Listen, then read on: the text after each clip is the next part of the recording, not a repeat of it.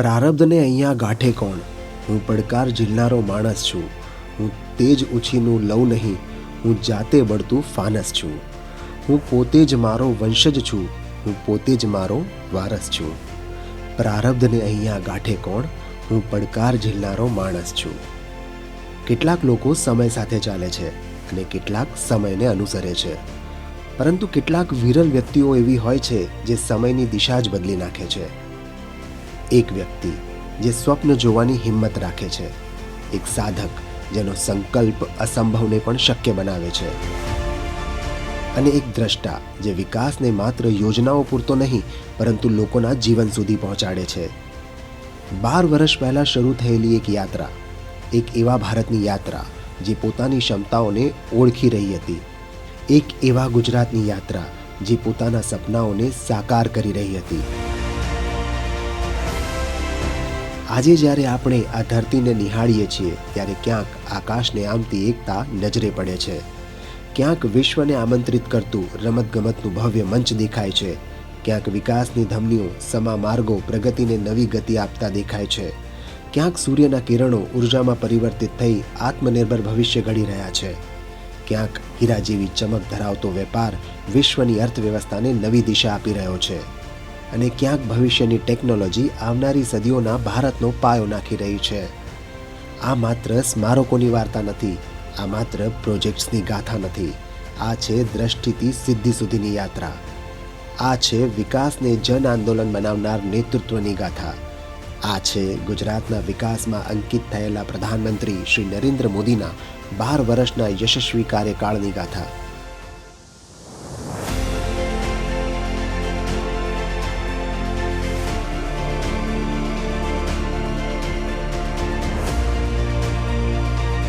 ₹50 લાખથી વધારે પ્રવાસીઓ દર વર્ષે સ્ટેચ્યુ ઓફ યુનિટી અને એકતાનગરની મુલાકાત લે છે. પ્રવાસનની સાથે સાથે ઘણી બધી સ્થાનિક લોકો માટે રોજગારીનું સર્જન પણ અહીંયા થયું છે. ઘણા બધા હોમસ્ટેઝ અહીંયા બન્યા છે, ઘણા બધા લોકોને રોજગારી મળ્યું છે. તો એક ટુરિઝમ લેડ ડેવલપમેન્ટનું એક યુનિક ઉદાહરણ સ્ટેચ્યુ ઓફ યુનિટી છે. અત્યારે પણ ઘણા બધા નવા પ્રોજેક્ટ્સ અહીંયા પ્રગતિમાં છે. સતત નવા એટ્રેક્શન્સ લોકોને મળે, પ્રવાસીઓની સુવિધા વધે, એના પ્રયત્નો રાજ્ય સરકાર દ્વારા કરવામાં આવી રહ્યા છે. જંગલ સફારી થઈ ગયું છે, જે સૌથી વિશ્વનું મોટું જંગલ સફારી છે. ન્યુટ્રિશન પાર્ક તમે જોઈ શકો છો, જ્યાં બસથી લઈને ટુરિસ્ટ ગાઈડ છે, ઈ રિક્ષા છે, ઘણી બધી તકો ઊભી કરવામાં આવેલ છે, જેનાથી બધાને અમને રોજગારીની તકો મળેલ છે. વર્લ્ડ મેપ ઉપર પણ સ્ટેચ્યુ ઓફ યુનિટી અત્યારે પ્રસ્થાપિત થયું છે, કારણ કે દર વર્ષે રાષ્ટ્રીય એકતા દિવસમાં એક રાષ્ટ્રીય એકતા પરેડનું પણ આયોજન અહીંયા કરવામાં આવે છે. ગયા વર્ષથી મૂવિંગ પરેડ અહીંયા કરવામાં આવી રહી છે, અને સતત એનો સ્કોપ પણ વધતું જાય છે. તો ટુરિઝમ અને એરિયા ડેવલપમેન્ટ એનું એક સમન્વય કરીને એક આઈડિયલ ડેસ્ટિનેશન મેનેજમેન્ટ ઓર્ગેનાઇઝેશન તરીકે જે આખું વહીવટી માળખું છે એનું એક ઉદાહરણ સ્ટેચ્યુ ઓફ યુનિટી અને એનું જે આખું ગવર્નન્સ ફ્રેમવર્ક છે બનીને ઉપજ્યું છે. માત્ર પર્યટન વિકસે અને દેશની છબી સુધરે એટલું જ નહીં, પણ વિકાસનું ફળ સ્થાનિક લોકોને મળે તે રીતે અહીં વિકાસ સાધવામાં આવ્યો છે. જ્યારે વડાપ્રધાન આપણા નરેન્દ્ર મોદી બન્યા ત્યારે એમણે અહીંયા સ્ટેચ્યુ ઓફ યુનિટી બનાવડાવ્યું. ત્યાર પછી અહીંયા અમને રોજગારીમાં સૌથી મોટો ફાયદો થયો છે. અમે અહીંના લોકલ જ સ્થાનિક લોકો છે. પહેલાં એટલું બધું અહીંયા સ્થાનિકને પેલું શું કહેવાય કે રોજગારી માટે ઘણા બધા દૂર જવું પડતું, મતલબ બહાર જવું પડતું. હવે એવું છે કે અમને અહીંયા જ ઘર બેઠા જ મતલબ કે અમને સારી એવી રોજગારી મળી ગઈ છે. તેમાં જ અહીંની લોકલ બહેનો છે તે લોકોને રિક્ષા ચલાવવા મળે છે. અહીંના સ્થાનિક લોકો છે તો એ લોકો બસ ચલાવે છે, ઇલેક્ટ્રિક બસ ચલાવે છે, અમુક ઇલેક્ટ્રિક ગાડીઓ ચલાવે છે. એવી રીતે ઘણા બધાને એવી રોજગારી મળી છે.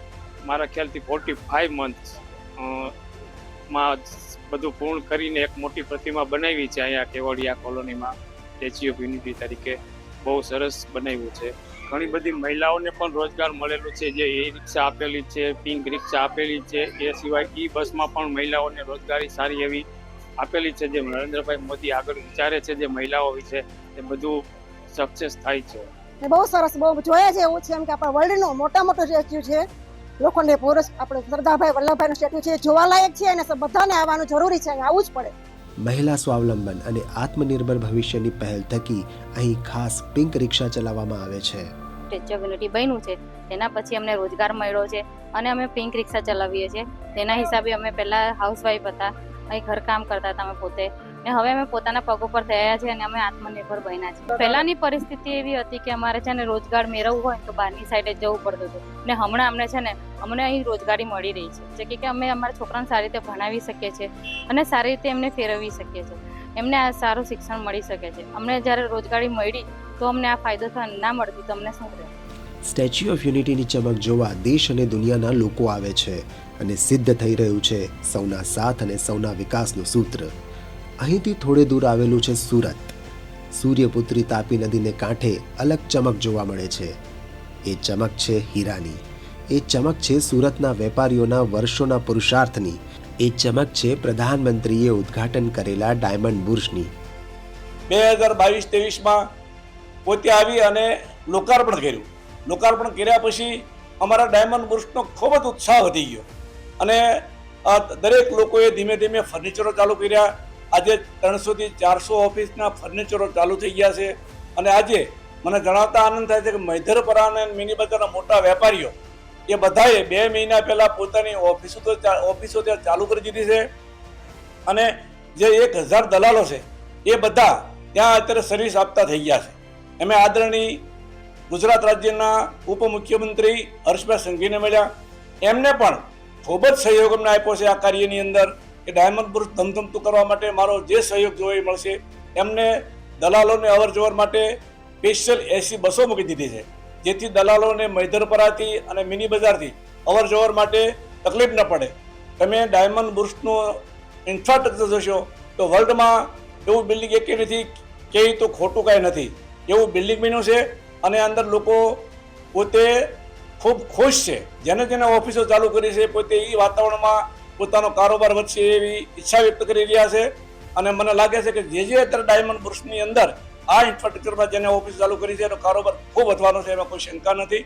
અને ડાયમંડ બુર્જ દિવાળી સુધીમાં 700-800 ઓફિસોના ફર્નિચરો નવા ચાલી રહ્યા છે થઈ અને ડાયમંડ બુર્જ વધારે વિકુંતું બનશે, એમાં કોઈ શંકાને સ્થાન નથી. પ્રધાનમંત્રી સાહેબે જ્યારે ડાયમંડ બુર્જનું ઓપનિંગ કર્યું એના મહિના અગોર જ્યારે આમંત્રણ દેવા ગયેલા ત્યારે અમે કીધેલું કે ભાઈ શારજાહની અત્યારે એક જ ફ્લાઇટ ચાલુ છે, તમે દુબઈની, સિંગાપોરની અને હોંગકોંગની એક ફ્લાઇટ આપો તો અમારું વર્લ્ડની કનેક્ટિવિટી પૂરેપૂરી વધી જાય. તો એ જ દિવસે એને એ જ્યારે ઓપનિંગ કર્યું ત્યારે દુબઈની ફ્લાઇટ તેને તે દિવસે ચાલુની પરમિશન આપી દીધી અને આજે બેંકોક, સિંગાપોરની ફ્લાઇટ પણ ચાલુ થઈ ગઈ છે. એટલે હવે જેમ ડાયમંડ બુર્જ ધમધમતું થશે એમ નવી ફ્લાઇટો શરૂ થવાની છે, એમાં કોઈ શંકા નથી. ડાયમંડ વેપાર માટેનું આ વિશાળ ભવન અચરજ પમાડે તેવું છે, પણ 12 વર્ષમાં ગુજરાતને આવા દેશ દુનિયામાં અંકિત કરે તેવા અનેક ભવનો અને સંસ્થાઓ નિર્માણ પામ્યા છે. તે પૈકીનું એક અનોખું નામ એટલે નરેન્દ્ર મોદી સ્ટેડિયમ, વિશ્વનું સૌથી મોટું અને સૌથી અલગ સ્ટેડિયમ. સામાન્ય રીતે એવું કહેવાતું હોય છે કે કોઈ પણ રાષ્ટ્રની ઓળખ એના પર કેપિટા ઇન્કમ કે જીડીપી કે તમારા શેર એન્ડ સ્ટોકનું એક સેન્સેક્સ ક્યાં પહોંચ્યો છે, કેટલા સ્કાય સ્ક્રેપર્સ છે, કેટલા બ્રિજીસ છે, કેટલા ડેમ્સ છે, તમારું કેવું ઇન્ફ્રાસ્ટ્રક્ચર છે, એના લીધે કન્ટ્રીનું એક વજૂદ આંતરરાષ્ટ્રીય સ્તરે નક્કી થતું હોય છે. But as a sport journalist મારું એવું માનવું છે કે એક રાષ્ટ્રનું વજૂદ આ બધી વાતોથી ભલે હોય ને હોવું જોઈએ, પણ આંતરરાષ્ટ્રીય રમત ગમત ક્ષેત્રે એ રાષ્ટ્રનું પ્રદાન કેવું છે, એના સ્પોર્ટ્સ પર્સન ક્યાં પહોંચ્યા છે અને કયા રમતોત્સવમાં આપણે કેટલા મેડલ જીત્યા છે, એ પણ એના જેટલું જ મોટું વજૂદ છે. અને જ્યારે પહેલીવાર પ્રેક્ષકો એમાં એન્ટ્રી લીધી ને ત્યારે એનો સ્કેલ જોઈને આંખો પહોળી થઈ ગઈ હતી. ઇવન દુનિયાના ટોચના ક્રિકેટરોને અહીંયા વિઝિટ કરવામાં લાવવામાં આવ્યા હતા ત્યારે એ લોકો ચકાચોંધ થઈ ગયા હતા, કારણ કે અત્યાર સુધી દુનિયાનું સૌથી મોટું ક્રિકેટ સ્ટેડિયમ એટલે મેલબોર્નનું સ્ટેડિયમ MCG, એને પણ બીટ કરીને જે વિશાળ જાયજન્ટિક કદ ઉપર આ સ્ટેડિયમ બનાવવામાં આવ્યું છે, સિટિંગ કેપેસિટીથી લઈને, અરેન્જમેન્ટથી લઈને, પ્રેક્ટિસ વિકેટ્સથી લઈને, ગ્રાઉન્ડની લશ ગ્રીન લોનથી લઈને, બેઝિક એમેનિટીઝથી લઈને અને વ્યવસ્થાપનથી લઈને જે સ્કેલ ઉપર આ બનાવવામાં આવ્યું છે, કદાચ કોઈ પોએટની કલ્પનાથી પરે કહી શકાય એટલું અદ્ભુત સ્ટેડિયમ છે. ને એના ઉપર એટલી બધી મેચો 10 વર્ષમાં રમાઈ ચૂકી છે અને IPLની 5માંથી 4 ફાઇનલ અહીંયા રમાઈ છે. તો આ સ્ટેડિયમ ક્રિકેટ માટે તો ખરું જ, એ ઉપરાંત હમણાં કોલ્ડ પ્લેનો કોન્સર્ટ થયો તો આખું સ્ટેડિયમ ભરાઈ ગયું હતું. કદાચ ભારતમાં પહેલું કોઈ એવું સ્ટેડિયમ હશે કે એક વેસ્ટર્ન પોપના કોન્સર્ટમાં આખું સ્ટેડિયમ 1,32,000 પ્રેક્ષકોથી ભરાઈ ગયું હોય.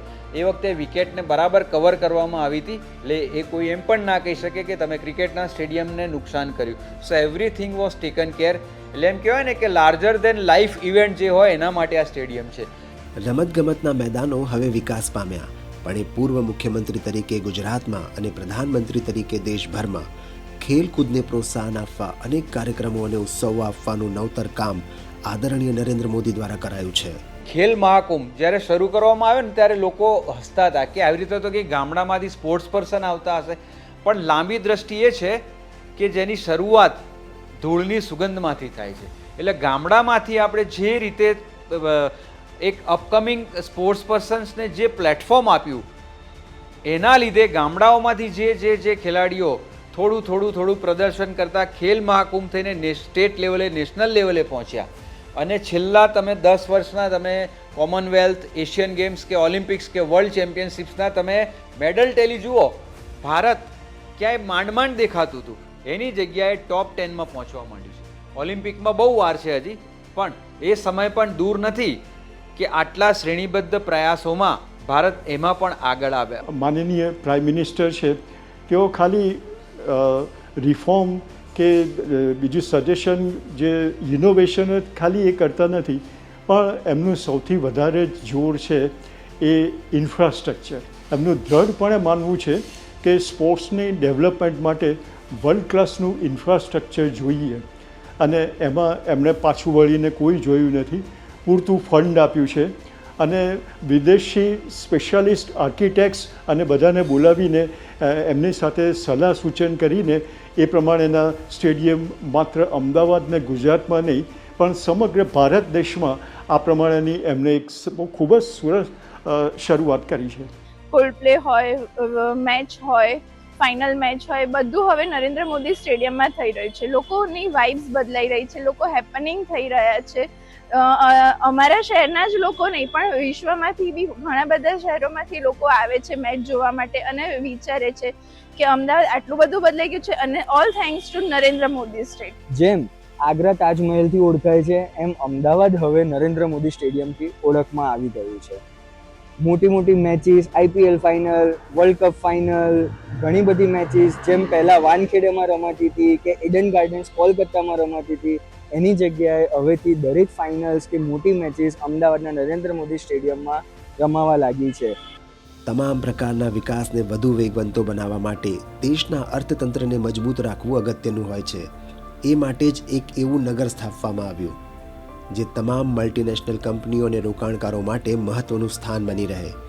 ગુજરાતની રાજધાની ગાંધીનગરમાં વિકસેલી ગિફ્ટ સિટી ભારતનું પ્રથમ આંતરરાષ્ટ્રીય નાણાકીય અને ટેકનોલોજી સેવા કેન્દ્ર, જ્યાં વૈશ્વિક રોકાણ, આધુનિક ઇન્ફ્રાસ્ટ્રક્ચર અને ડિજિટલ અર્થવ્યવસ્થાનું ભવિષ્ય આકાર પામે છે. એક એવું શહેર જે ભારતને વિશ્વની આર્થિક શક્તિઓની હરોળમાં વધુ મજબૂત સ્થાન અપાવે છે. ये हमारे लिए बहुत बड़ी बात है कि ये पूरा बिजनेस डबलिंग में बैठा हुआ था. सो इंडिया के लिए एक पूरा नया इंडस्ट्री डेवलप हो रहा है और उसका पूरा इकोसिस्टम गिफ्ट सिटी में हो रहा है. ऑनरेबल प्राइम मिनिस्टर का जो विजन था that why should India business, India का बिजनेस बाहर क्यों जाए, इंडिया का बिजनेस इंडिया में रह के इंडिया को सर्व क्यों नहीं कर पाए, वो गिफ्ट सिटी उसको अचीव कर पा रहा है.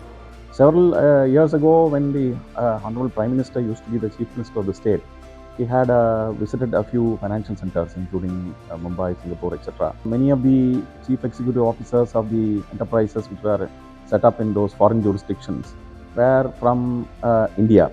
तो उन्होंने पूछा कि क्यों भारत के बिजनेस बाहर बैठ के कर रहे हैं. तो उन्होंने बोला कि थोड़ा ये रेगुलेशंस, टैक्सेशन और ईज ऑफ डूइंग बिजनेस में कुछ प्रॉब्लम्स थे. तो उसके बाद उन्होंने इस फाइनेंशियल सेंटर को सेटअप करने के बारे में सोचा. तो इन 2007-8 the GIFT International Financial FinTech City was set up. That is Reserve Bank of India से भी उन्होंने इसको इनेबल करने के लिए कुछ एग्जीक्यूटिव ऑर्डर्स निकले. तो पहले इसको ये गिफ्ट सिटी को भारत के फॉरेन एक्सचेंज मैनेजमेंट एक्ट के बाहर ले गए. So this is a foreign exchange territory. So for 4-5 years it operated on that premise. कुछ बैंक्स और फंड्स इधर शुरू करने की काम में लगे, लेकिन इसका स्पीड नहीं लगा, तो इसलिए honourable prime minister decided to bring law to parliament. The International Financial Services Centers Authority bill was brought to Parliament in 2019. And Parliament enacted and made this into an act. So this IFSC Act does two things. Number one, it created a unified regulator for the special economic zone. So the GIFT City is located in a special economic zone, which is focused on financial services. So the IFSC Act has actually provided all the powers of regulation making for the financial sector under the various 16 financial sector laws to the unified authority. This place is not only for the large buyers, it is also for the small buyers. Similarly, I think this place is also for individual investors. If they are, whether they are foreigners or NRIs or PIOs, there are many Indians who live across the world who are wealthy people. They want to invest into India. So GIFT City is a platform from where they can invest not only into India but also into the rest of the world as well.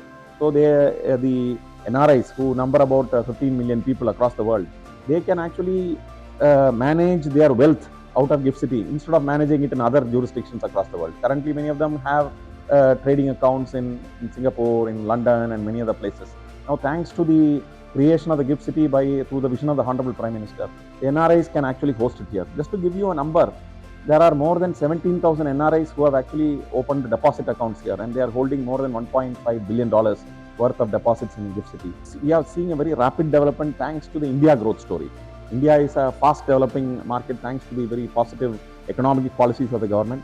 So with the Honorable Prime Minister announcing Viksit Bharat at 2047, we expect tremendous growth in India's financial markets. इसमें direct correlation एक तो financing के साथ jobs का है. जितने banks और institutions यहाँ गिफ्ट सिटी में आ रहे हैं, वो सारे अपने इंस्टीट्यूशंस और ऑफिसेज यहीं पे एस्टैब्लिश कर रहे हैं. जो स्ट्रक्चर्स दुबई और सिंगापुर में हो रहे थे, वो अभी गिफ्ट सिटी में हो रहे हैं.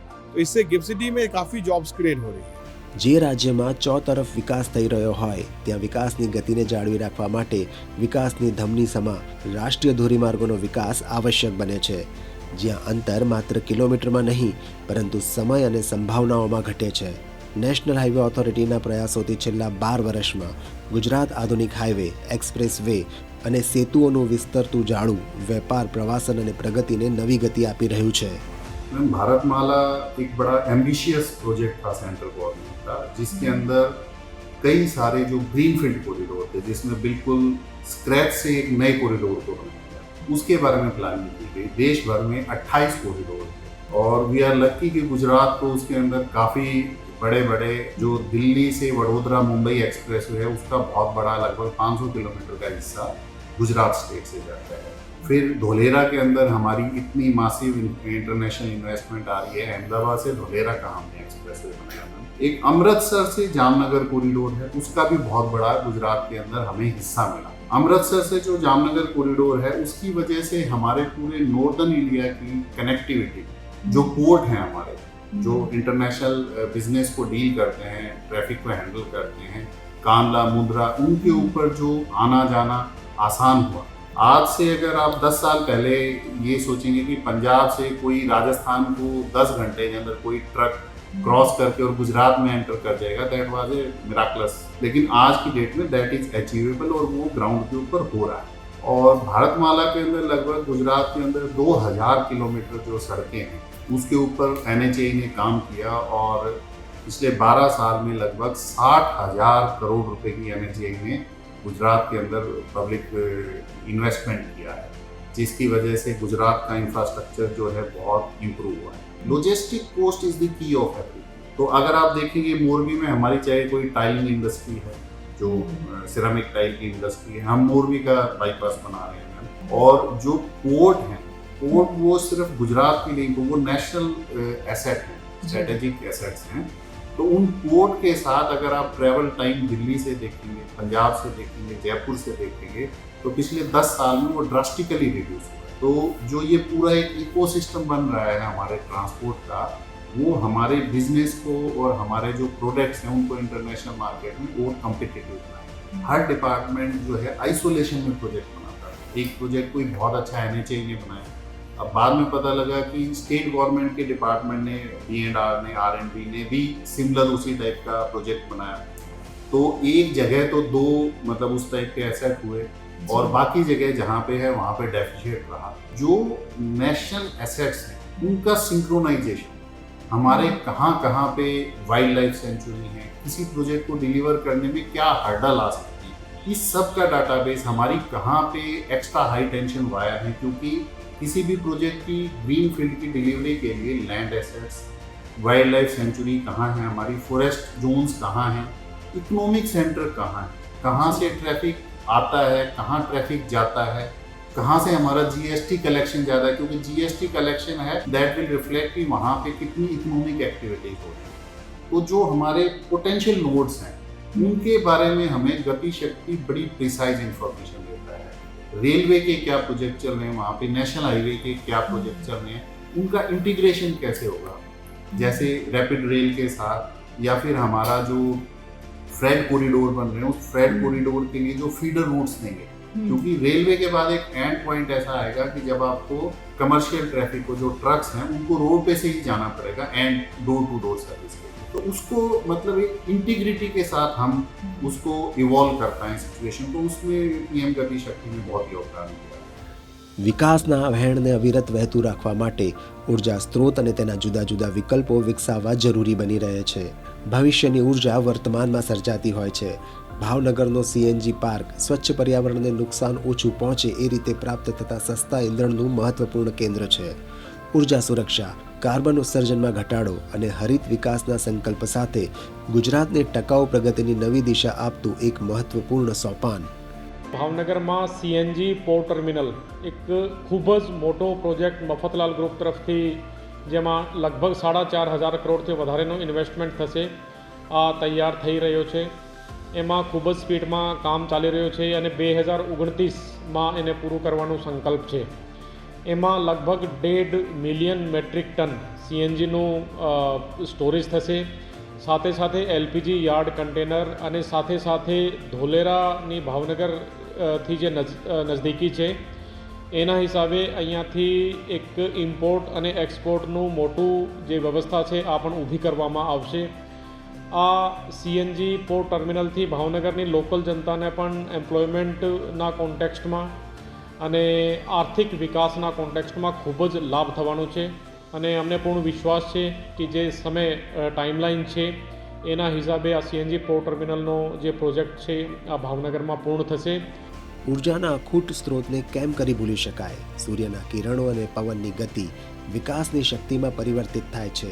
છેલ્લા 12 વર્ષમાં ગુજરાતે સોલર પાર્ક, વિન્ડ એનર્જી અને રિન્યુએબલ ઉર્જા ક્ષેત્રે અગ્રેસર સ્થાન મેળવ્યું છે. હરિત ઉર્જા, ઉર્જા આત્મનિર્ભરતા અને ટકાઉ વિકાસના માર્ગે ગુજરાત આજે દેશને નવી દિશા દર્શાવી રહ્યું છે. કચ્છમાં 2020 ડિસેમ્બરથી જે ખાવડા મધ્યે માનનીય નરેન્દ્રભાઈનું વિઝન હતું કે આ બેરન લેન્ડને કેવી રીતે એક ફળદ્રુપ, જેમ આપણે શબ્દોમાં કહીએ કે ફળદ્રુપ એટલે ખેતી થાય એવી રીતે, તો નરેન્દ્રભાઈના વિઝનથી એ બેરન લેન્ડને સોલર માટે ફળદ્રુપ અને વિન્ડ માટે ફળદ્રુપ એમને જોયું. અને ડિસેમ્બર 2020થી ત્યાં ભારતનું અને આપણે એમ કહીએ કે એશિયાનું સૌથી મોટું સોલર પાર્ક નિર્માણ થઈ રહ્યું છે. અત્યારે ઓલમોસ્ટ આપણે 6 વર્ષ થઈ ગયા છે અને એકદમ સીમાવર્તી જગ્યા છે જે એકદમ હવે લાઈવ થઈ ગઈ છે, જેમાં અસંખ્ય લોકોને રોજગાર મળી રહ્યું છે. અને બીજા એના સાથે સાથે જે electric supply, solar, wind, battery storage અને જે ભારતની ઉર્જા આપૂર્તિની જે આપણે મુખ્ય જરૂરત છે આજના સમયમાં, તે આ પ્રોજેક્ટ ચાલુ થઈ ગયા પછી લગભગ આપણે આ પ્રોજેક્ટમાંથી ઉત્તર ભારત આખાની ઉર્જા સપ્લાય કરી શકશું. એટલે આપણે સમજીએ કે કચ્છ એ ન માત્ર ઔદ્યોગિક વિકાસની દ્રષ્ટિએ આગળ કર્યું છે નરેન્દ્રભાઈએ, એ જ રીતે આ કચ્છના રણમાં જે સોલર અને વિન્ડ પાર્ક સ્થાપીને એમને ઉર્જા મતે આપણી જે નિર્ભરતા વધુ ને વધુ કેવી રીતે આત્મનિર્ભર બની શકીએ એના માટેનું આ એક એકદમ વિઝનરી પગલું છે. જ્યાં ભારતની પ્રાચીન આરોગ્ય પરંપરા વૈશ્વિક સંશોધન સાથે જોડાય છે, જામનગર સ્થિત વિશ્વ આરોગ્ય સંસ્થાનું global centre for traditional medicine પરંપરાગત ચિકિત્સાને વૈશ્વિક માન્યતા આપતું કેન્દ્ર છે. છેલ્લા 12 વર્ષમાં આરોગ્ય સુવિધાઓ, મેડિકલ શિક્ષણ અને સંશોધન ક્ષેત્રે ગુજરાતે નોંધપાત્ર પ્રગતિ સાધી છે. વિકાસશીલ રાજ્યના લોકોના સ્વાસ્થ્યનું સ્તર સુધરે તથા આરોગ્ય ક્ષેત્રે રાજ્યની વિકાસ ગાથામાં છેલ્લા 12 વર્ષમાં ગુજરાતને મળેલ એ મોટી સંસ્થાઓની ભેટ એટલે રાજકોટ એમ્સ તથા જામનગરનું WHO, જ્યાં હજારો વર્ષોની આયુર્વેદિક પરંપરા આધુનિક વૈજ્ઞાનિક સંશોધન સાથે હાથ મેળવે છે અને ભારતની જ્ઞાન સંપદાને વિશ્વ સુધી પહોંચાડે છે.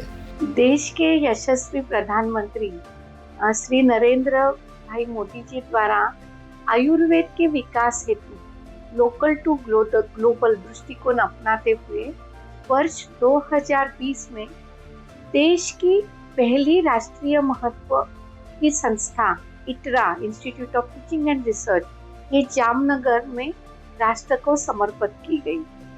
पहले से ही यहाँ आयुर्वेद शिक्षा का एक इपी सेंटर रहा.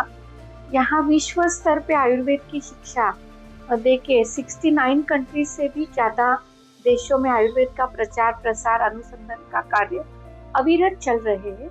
उसी को ही एक राज्य मान्यता मिलके यहाँ की सुविधा हर साल 1600 भी ज़्यादा स्टूडेंट के लिए ये उपलब्ध कराई गई.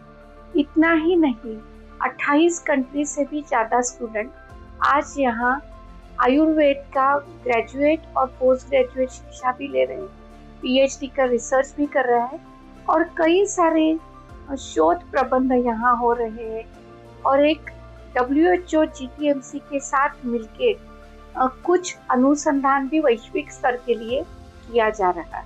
जो पारंपरिक चिकित्सा पद्धति में जो विश्व में एकमात्र जो WHO का UN आउटपोस्ट है जिसको कहा जाए, ये जामनगर में स्थित हो रहा है और उसको बनने में माननीय प्रधानमंत्री जी का एक सपना रहा. ये अपने देश में जामनगर में एक पारंपरिक चिकित्सा का बहुत बड़ा स्रोत है, तो इसी के साथ साथ जागतिक स्तर पे 170 कंट्रीज के जितने भी चिकित्सा पद्धति है उसका एक साथ यहाँ अभ्यास किया जाएगा, उसके ऊपर अनुसंधान किया जाएगा और उनको एकत्रित करते हुए जो यूनिवर्सल हेल्थ कवरेज, जो सस्टेनेबल डेवलपमेंट गोल का एक महत्वपूर्ण अंग है कि हर किसी का स्वास्थ्य स्तर बढ़ाना 2030 के अंदर, तो ये पारंपरिक चिकित्सा का हर एक कंट्री के चिकित्सा में योगदान कैसे रहे, इसके बारे में कुछ नीतियाँ बनाना और उसी पॉलिसी में अंतर्भूत करना, इसके महत्वपूर्ण कार्य के लिए global centre of traditional medicine ये जामनगर में बन रहा है. और हमारे लिए गौरव की बात ये है कि इटरा कैंपस में जामनगर में ही उसका इंटरिम ऑफिस है और इस साल के दिसंबर से पहले ये 100% पूरा हो जाएगा. આવતીકાલની દુનિયા જે નાનકડી ચિપ્સ પર ચાલવાની છે તેનું ભવિષ્ય આજે ગુજરાતમાં આકાર પામી રહ્યું છે. સેમિકન્ડક્ટર ક્ષેત્રે ઐતિહાસિક રોકાણો, અદ્યતન ઉત્પાદન અને ટેકનોલોજી વિકાસ દ્વારા ગુજરાત છેલ્લા 12 વર્ષમાં ભારતની ડિજિટલ અને ઔદ્યોગિક આત્મનિર્ભરતાનું શક્તિ કેન્દ્ર બની ઉભર્યું છે. पिछले 5 सालों में भारत सेमीकंडक्टर निर्माण यात्रा का प्रमुख केंद्र बनकर उभरा है. माननीय प्रधानमंत्री श्री नरेंद्र मोदी जी की दूरदर्शी नेतृत्व में सेमीकंडक्टर क्षेत्र को राष्ट्रीय प्राथमिकता मिली और गुजरात ने इस दृष्टि को वास्तविकता में बदलने में अग्रणी भूमिका निभाई है.